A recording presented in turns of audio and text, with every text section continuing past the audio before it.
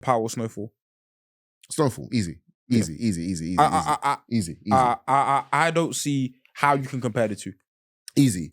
I think Power is literally, and I'm sorry, again, maybe I sound like a pretentious film critic, Power is literally a lot of people's power fantasy. Boom! I feel like a lot of people come out of Power with the same criticism I had about Jordan Belfort, be like, Tariq's so cold. Ghost is so cold. And it's like, don't get me wrong, we all have those moments of like, that was a brilliant chess move. I'm not saying people should watch like these shows with utter contempt for the characters, but it's like, yes, Power was a fall of man story, but not really. Like, what did that come from Power learning? Nothing. What did I take away from Power? I watched the first 3 seasons of Power, or first 4 seasons, and I was like, I can't lie, I feel like this is making me dumb. I feel dumb. Like, this is just not, it's not good. To me, it's like they got the plot of The Wire, or like a very, very good gangster show, and gave it to the Hollyoaks writers and was like, yo, do something with this. And they came out with Power. Because here's the thing. Snowfall, I know the ending of Snowfall, but I'm on the last season right now. Franklin is an absolute villain. Yeah. But the thing I come from looking at Snowfall from is the fucking CIA. Yeah. When we talk about, and obviously like, there are a lot of people that, you know, from the area of Los Angeles during the crack era that will have more insight than me when it comes to like how the government funded the industry. But it's like, with Snowfall, what I said about Gotham, I have an understanding of hierarchy. I have an understanding of, okay, how do the drugs that Franklin's pumping directly affect the community? It's not just saying drugs are bad. Yeah. We see it in characters like Wanda. Yeah. We see the direct impact Franklin is having on the community and how it's a systematic thing. Like, again, I think Snowfall is more than just a drug show. It's a show about social dynamics and social hierarchy and structure, about how this thing really starts from the top down. They were using drug money to fund their own personal war, and they were using the citizens of Los Angeles as basically cannon fodder indirectly. And Franklin was a victim of that. And Franklin is also a victim of like the lack of educational opportunities provided to black men in the 80s. It's like, I'm coming from Power, I'm coming from Snowfall with so many different interpretations, the understanding of like not only the real world we live in, but the world they live in. Yeah. With Power, I'm just seeing them saying, yo, hey, Tariq is cheating. Bare things, you know. Rotted.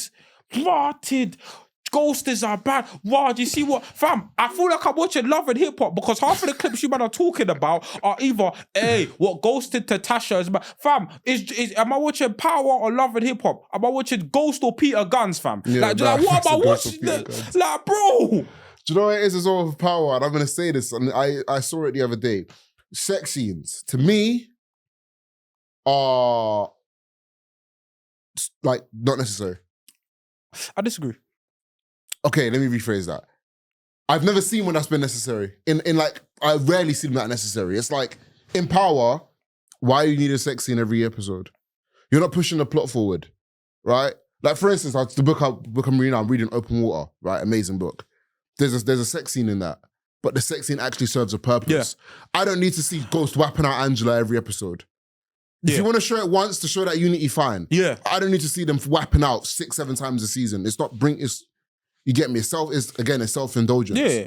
I feel like there are points where sex scenes are necessary. Yeah. Just to like, for example, like, this is a manga reference, but there's a manga called Berserk. There's a sex scene in it. And one of the main characters, like, had sexual assault done to him when he was a young child, right? So in the sex scene, he's the first time being sleeping with a woman. He breaks down and cries. Yeah. And he breaks down and cries because this is the first time he's experienced actual intimacy with actual somebody. So that's somewhere where sex Have you seen the first season of Becky? Yeah. So even when he has sex, and it makes him stronger. Okay, it's stupid. It's stupid as fuck. But at least it's a plot device. It's a plot device. And also, I feel like in terms of like, the visuals of like bringing two characters together romantically. Yeah. Something, you know, a sex scene could be like a satisfying, you know, no pun intended, climax of the scene. But even like Power, the first episode where Tasha's fingering herself in the back of the cab. Come on, bro. I get that to a degree. That one doesn't bother me. That one is a dot, but that one doesn't bother me because it's indicative of what Tasha's character is. Yeah. That one doesn't bother me. Yeah. But it'll just be random sexy. For example, I bet there's an episode where I think Ghost slept with either it's like later on, a councilwoman or whatever. Yeah. It was like she was an older woman, and he was sleeping with her basically to like get a one up on some like government projects he was doing. Yeah.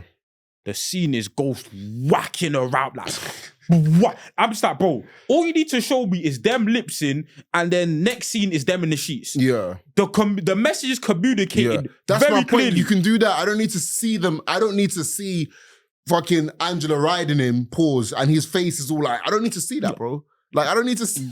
Nah, indulgence, bruv. Fucking indulgence. Self-indulgence is killing black people.